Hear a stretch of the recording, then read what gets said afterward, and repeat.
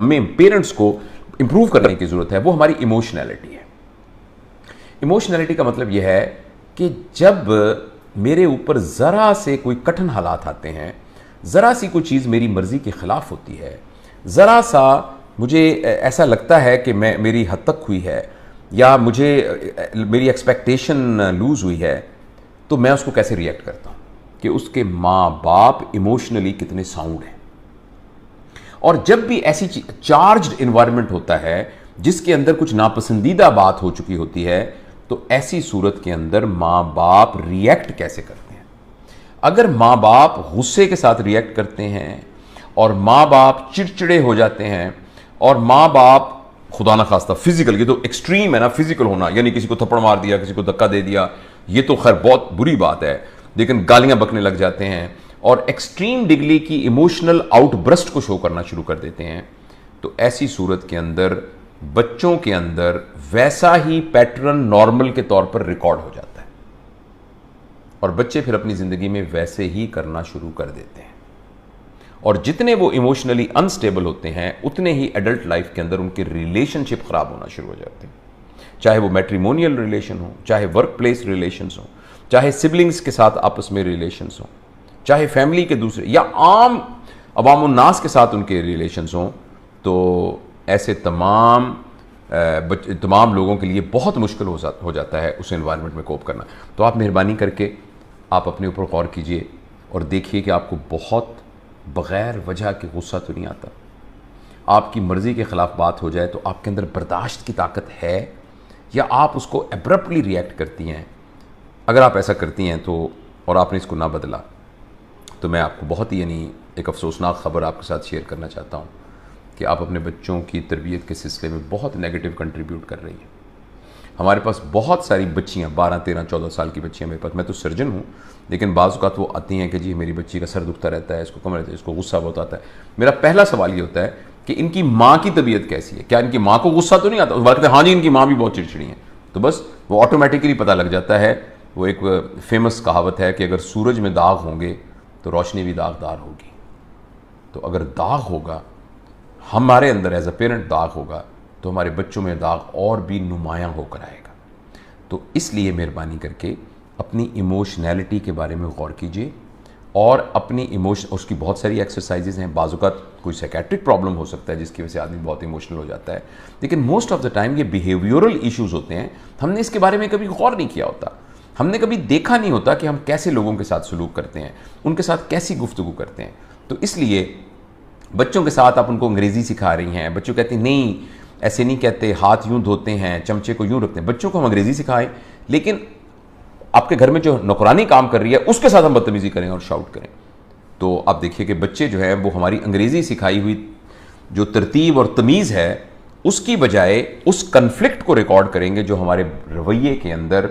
हमारी emotionally uncontrolled रवैये की वजह से जो कन्फ्लिक्ट डेवलप हो रहा है, बच्चे उसको रिकॉर्ड करेंगे और उसको रिकॉर्ड करके जो हमने उनको अच्छी अच्छी बातें बताई हैं उसकी बुनियाद पर फैसला नहीं करेंगे कि मैंने अपनी ज़िंदगी कैसे गुजारनी है। उस कॉन्फ्लिक्ट की बुनियाद पर जो उनका फॉल्टी पैटर्न दिमाग में बनेगा, जिसके बीच में झूठ का सेंटर होगा, उसकी बुनियाद पर अपनी ज़िंदगी गुजारेंगे।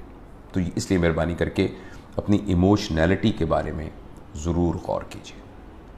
हमारी लाइफ जितनी स्ट्रेस फ्री हो, और इस बारे में मैं इंशाल्लाह तफसील से बात करूंगा, लेकिन एक बात मैं आपको बताना चाहता हूं कि जब हमारे ऊपर स्ट्रेस होते हैं ना, तो 5% वजूहात उन स्ट्रेस की बाहर होती हैं और 95% वजूहात हमारे अंदर होती हैं। एक वाकया ज़रूर हुआ होता है, आपकी सास ने आपको ज़रूर कुछ बुरा भला कहा था, आपकी नंद की आपके साथ ज़रूर लड़ाई हुई, आपको जॉब में बॉस ने कुछ ज़रूर तंग किया, आपकी मियाँ बीवी की आपस में लड़ाई हुई, ज़रूर हाँ ये बात हुई, लेकिन ये 5% कंट्रीब्यूट कर रहा है। 95% हमारे दिमाग ने उसकी जो कहानी बनाई और हम उस कहानी के एक किरदार बन के उस कहानी के अंदर जीना शुरू कर दिया, वो हमें स्ट्रेस क्रिएट करता है। तो वो माँ बाप जिनकी लाइफ स्ट्रेस फ्री हो, या कम से कम वो एक स्ट्रेसफुल पर्सन की पिक्चर प्रेजेंट ना कर रहे हो। एक बच्चा देख रहा है कि माँ हर वक्त चिड़चिड़ी है, माँ को हर वक्त गुस्सा आ रहा है, माँ ज़रा सी बात के ऊपर अपने तमाम नर्व्स को लूज कर देती है और कोई बात कहना उससे बहुत मुश्किल है क्योंकि वो एकदम परेशान हो जाती है। तो आपका क्या ख्याल है कि आपका बच्चा जो है इस माहौल के अंदर एक नॉर्मल आदमी के तौर पे ग्रो करेगा? जब मैं इंशाअल्लाह अगले जो हमारी गुफ्तगू होगी उसमें मैं आपको ये बताऊंगा कि बच्चे की डेवलपमेंट की कहानी, तो उसमें आपको ये बात और अच्छे तरीके से समझ में आएगी कि जिस वक्त बच्चा अपने माँ बाप को कुछ करते हुए देखता है तो वो उसको सही या गलत के तौर पे परसीव नहीं करता, वो उसको फिल असल उसी को ही एक नॉर्मल पैटर्न के तौर पे परसीव करता है। यानी फर्ज करें मां हर वक्त गुस्से रहती है, हर वक्त चिड़चिड़ी रहती है, तो बच्चे के लिए ये बात नहीं है कि वो बच्चा कहेगा मां जो है वो बुरा बिहेव कर रही है। बच्चे को ये लगेगा कि ऐसे ही होना नॉर्मल है